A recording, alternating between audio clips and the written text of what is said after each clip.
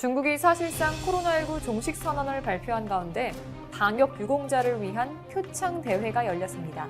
이날 행사에서 시진핑 국가주석 등 중국 최고위급 인사가 총출동해 코로나19 방역 유공자들의 노고를 치하했습니다. 인민일보는 7일자 신문 1면에 지난해 12월부터 중국 정부와 인민들이 코로나19와 싸운 과정을 일자별로 상세히 보도했는데요. 보통 함께 이겨내야 될 바이러스, 중국 코로나19 통제 전체 기록이란 제목의 기사는 전염병이 종식했을 때나 쓰는 기사라는 점에서 마치 중국이 코로나19가 끝났다고 전 세계에 주장하는 것 같은 모습을 보여 여러 의미로 큰 주목을 받았습니다. 코로나 진원지인 우한에서는 마치 코로나19 이전으로 돌아가 일상을 되찾은 것처럼 보이는데요. 9월 1일에는 유치원 2,842곳과 초중고 학생 140만 명이 한꺼번에 등교를 시작했습니다. 또 코로나19 전파 우려 속에서도 일주일간 맥주 축제를 열어 10만 명 이상이 다녀갔고, 워터파크에서는 풀파티를 열어 아이를 동반한 가족이나 젊은 커플들이 파도에 몸을 맡기고 춤을 췄습니다. 게다가 우한 외의 다른 지역에서도 대규모 행사가 속속 열리고 있습니다. 칭다오에서는 지난 23일까지 진행된 연례 맥주 축제에 연 인원 400만 명이 다녀갔으며 이들이 비운 맥주는 약 400톤에 가깝다고 합니다.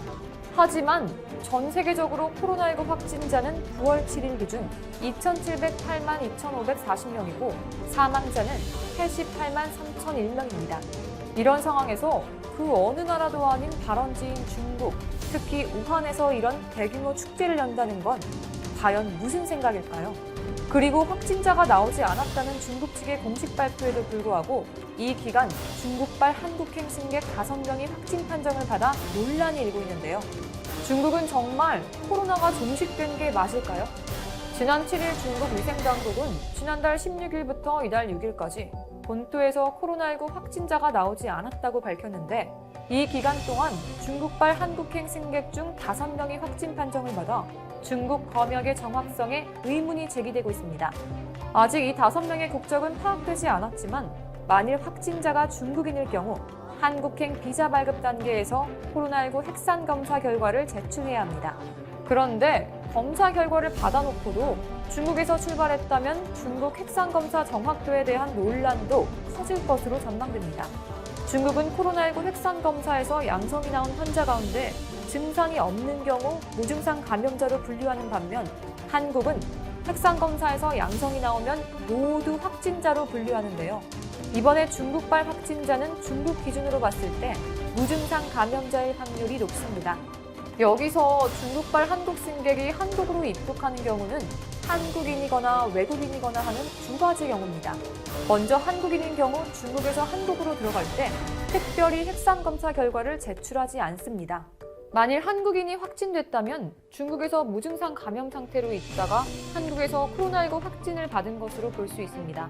지금까지 한국인 중 중국에서 코로나19 확진이 나온 사례는 지난 2월 칭다오에서 체류하던 한국인 가족 3명이 전부입니다. 두 번째는 중국인 등 외국인이 한국에 입국하려다 확진이 된 경우입니다. 주중 한국 대사관은 한국 비자를 내줄 때 코로나19 핵산 검사 결과 음성이 나왔는지 반드시 확인을 하는데요. 다만 비자 단계와 실제 입국 일과는 다소 차이가 있을 수 있기 때문에 만약 중국인이 한국에 딱 도착하자마자 코로나19 확진으로 판명됐다면 중국에서 시행한 코로나19 검사가 잘못됐거나 확률은 낮지만 핵산 검사 이후 입국하기 전에 무증상 감염이 된 것일 수도 있습니다. 현재 중국발 코로나19 확진자 5명 중 일부는 중국인인 것으로 알려지고 있죠. 일부에선 이렇게 다소 이해하기 힘든 상황에 중국 당국의 통계 정확성을 의심하고 있습니다. 이런 와중에 중국 중앙문헌출판사는 공산당 중앙당사 및 문헌연구소가 편집한 시진핑 주석의 위험 도전 및 돌발 사태 대비에 대한 논술집을 전국에 발간했습니다. 이 책자는 시진핑 주석이 지난 2012년 11월부터 올해 7월까지 발생했던 돌발 사태에 대한 연설, 보고, 담화, 지시 등 180편이 담겨 있습니다. 이 책자는 중국 내 코로나19 본토 신규 확진자가 22일 넘게 0명을 기록하며 코로나19가 종식 수준을 밟는 중에 발간됐는데요. 이는 시진핑 주석의 전염병 대처 지도력을 부각하는 의도가 있어 보인다는 지적이 나오고 있습니다. 중국인민일보는 이 책과 관련해 시진핑 주석을 핵심으로 하는 중국 공산당 중앙이 우한의식을 강화하고 통제력을 높이며 중대한 위험을 방지하는 데 주력하고 있다고 자화자찬식의 평가를 했죠. 그러면서 시진핑 주석의 지도력이 나오는 이 책자를 학습하는 것은 위험을 해소하고 험난한 길을 헤쳐나가 중화민족의 위대한 부흥이라는 중국夢을 실현하는 데 매우 중요한 의미를 갖는다고 아주 주관적인 평가를 했습니다. 그런데 말입니다. 과연 중국 언론은 정말 정부와 시진핑의 국가재난대처가 옳고 훌륭하다고 생각하는 걸까요? 국제언론감시단체인 국경없는 기자회, 즉 RSF는 지난 4월 전 세계 180개국을 대상으로 조사한 2020 세계 언론자유지수를 공개했는데요. 여기서 언론자유지수란 지난 2002년부터 180개국을 대상으로 미디어 자유 수준을 측정하는 지표이면서 매년 발표를 하고 있습니다. 이 발표에서 중국은 지난해와 같은 177위에 올랐습니다. 사실상 아시아의 언론 자유는 높은 편이 아니었지만 중국이 이를 낮추는데 더욱 한몫하고 있죠. 크리스토프 들루아르 RSF 사무총장은 올해 삼정 결과에 대해 이렇게 말했습니다. 코로나19 대유행은 자유롭게 취재하고 보도할 권리에 대한 위협이 되는 많은 위기를 더욱 증폭시키고 있다며 코로나19와 세계 언론 자유지수상 국가별 순위는 분명한 상관관계가 있다. 이어 중국은 코로나19 위기를 은폐하기 위해 자국의 시민 2명을 체포하는 등 언론인 100여 명을 구금하고 있다고 덧붙였죠. 이 사건은 올해 초 중국 현지의 코로나19 사태가 계속됐을 무렵 중국 정부를 향해 비판적인 언사를 던진 인물들이 연달아 실종된 것인데요. 변호사이자 시민 기자를 자처한 천추스는 1월 24일부터 우한에 들어가 현지 상황을 SNS로 전하고 자신이 목격한 병원의 상황이나 부실한 의료 체계를 비판했는데 그리고 얼마 지나지 않아 실종됐습니다. 이러한 상황을 전하던 의류 판매상 팡빈도 같은 일이 생겼습니다. 팡빈 역시 우한 시내 병원에서 많은 사망자가 발생하고 있다는 상황을 전하는 한편 중국 정부를 비판하는 주장을 하다 실종됐습니다. 또 칭화대학교 법학과 시장윤 교수 역시 이번 코로나19 사태의 원인은 시민사회와 언론 자유가 말살됐기 때문이라는 정부 비판 기고문을 올린 뒤 실종됐습니다. 이렇게 중국 정부를 비판하는 인물들이 실종하는 일이 흔하게 일어나다 보니 버뮤다 삼각지대에 비유한 단어가 만들어졌는데요. 바로 버뮤다 핑핑지대로 중국 정부, 특히 1997년생의 천재 미드필더라고 불리는 백승호 선수가 2015년 7월부터 2017년 8월까지 속했던 스페인의 축구팀 바르셀로나 B. 마찬가지 바르셀로나 B 출신 미드필더로 현재는 일본의 빗셀 고베팀에서 활약 중인 스페인 출신 세르지 삼페르가 최근 자신이 뛰고 있는 나라 일본에 대해 극찬을 해 화제가 됐습니다. 그는 지난 10일 스페인 언론 마르카와의 인터뷰에서 일본은 매우 청결한 나라로 최근 몇 주 동안은 감염 확진자가 급증했지만 많은 사람들이 정상적으로 생활하고 외출도 자유롭게 하고 있다. 지금까지 이번 사태에 잘 대응하고 있고 아직 최악은 아니라고 생각한다 고 언급했습니다. 또한 일본과 스페인을 비교하는 질문에는 두 나라의 문화가 많이 다른데 일본에서는 안전거리를 두고 이야기를 하고 볼키스를 하지 않는다. 덕분에 우리는 식당에서 식사를 할 수 있다 고 답하며 일본이 스페인보다 확진자가 적은 이유에 대해 설명했습니다.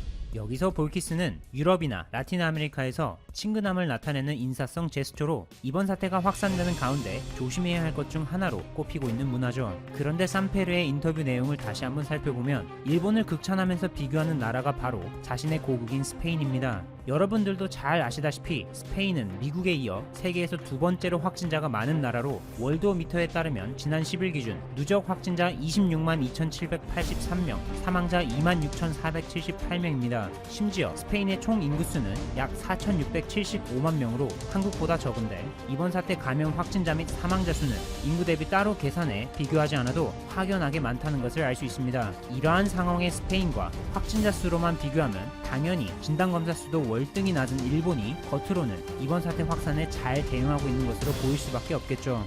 하지만 조그만 관심을 갖고 일본에서 현재 무슨 일이 일어나고 있는지 그 소식에 귀를 기울인다면 아무리 외국인이라도 일본 정부가 잘 대처하고 있다는 이야기는 하지 않을 것 같습니다. 그 예로 현재 SNS상에서 일본 시민 150만 명 이상이 아베 정부에 항의하는 운동을 벌이고 있는 것을 들 수 있습니다. 최근 아베 정부가 이번 사태 대응의 실패와 함께 비판받고 있는 것이 있으니 바로 검찰청법 개정안입니다. 아사히 신문의 보도에 의하면 이 개정안은 검찰 간부의 정년을 기존의 만 63세에서 만 65세로 연장하는 것인데, 현재 구로카와 히로무 도쿄고검 검사장은 1957년 2월 8일생으로 만 63세가 된 지난 2월 7일에 원래는 퇴직을 했어야 했습니다. 하지만 아베 정부가 국가공무원법을 적용해 퇴직으로 공무에 큰 지장이 생길 경우 근무기간을 늘릴 수 있다며 이례적으로 복무기간을 6개월 연장한 상태입니다. 또한 검사총장은 관례상 2주년이 되면 물러나 후임을 지명하는데, 현재 이나다 노부오 검사총장은 올해 8월이면 취임 2주년을 맞는다고 합니다. 뭔가 시기가 거의 맞아 떨어지는 것 같죠. 문제는 바로 여기에 있습니다. 전문가들은 이를 두고 아베 내각이 자신들에게 우호적인 구로카와 히로무 도쿄고검 검사장을 차기 검사총장에 앉히기 위해 시간을 끌고자 정년 연장이라는 편법을 도입한 것이라는 분석입니다. 하지만 이러한 법 개정안에 많은 일본 국민들은 납득할 수 없다며 해시태그 운동을 시작한 것이죠. 이 운동에는 많은 이들이 참여했는데, 일본의 유명 배우 이우라 아라타는 이제 더 이상 편법으로 이 나라를 망치지 말아달라고 자신의 트위터에 호소한 바 있고, 이 외에도 배우 아사노 타다노부, 아키모토 사야카, 만화가 우미노 치카, 가수이자 배우 고이즈미 교코 등이 참여했습니다. 뿐만 아니라 일본은 현재 중앙정부와 지자체의 톱니바퀴가 어긋나 서로 삐거덕거리며 잘 돌아가지 않고 있습니다. 아베 정부가 지난 4일 기자회견을 통해 긴급사태 선언을 이달 31일까지 연장한다고 발표했지만, 그 외에는 어떠한 구체적이고 과학적인 설명이나 긴급사태 해제를 위한 목표 수치의 제시가 전혀 없어 일부 지자체에서 이를 강하게 비판했는데, 대표적으로 요시무라 오사카부 지사가 있습니다. 이대로는 안 되겠다고 판단한 요시무라 지사는 독자적으로 오사카 모델을 만들어 아베 정부의 주먹구구식 대처와는 다르게 구체적이고 명확한 수치를 제시하며 시민들의 불안감과 불만을 해소하려 적극 행동에 나섰습니다. 이 외에도 일본에서 가장 많은 감염자가 발생했던 홋카이도에서 역시 스즈키 나오미치 도지사가 자체적으로 일찍이 긴급사태를 발령하여 휴교령을 내리는 등 아베 정부보다 훨씬 발빠르게 대응에 나서 타 지역에 비해 매우 잘 막았다는 평가를 받고 있습니다. 그동안 일본 중앙정부의 대처가 얼마나 답답하고 안이했으면 지자체에서 각자의 모델을 만들어 제시하는 등 독자 노선을 걷기까지 이르렀을까 싶네요. 일본의 현지 언론 JB프레스는 최근 미국의 정치 컨설팅 회사에 의뢰해 지난 2월 초부터 5월 4일까지 주요 정치인들의 발언, SNS 사용자의 반응 등을 빅데이터로 분석해 차기 총리 후보로 유력한 4명의 정치인을 소개한 바 있는데, 여기에는 아베 신조 현 일본 총리와 고이케 유리코 도쿄 도지사를 비롯해 이번 사태 대응으로 지지도 및 인기가 급상승한 요시무라 오사카 지사와 스즈키 홋카이도 지사가 포함됐을 정도입니다. 마지막으로 한 가지 희소식을 전하고 마치겠습니다.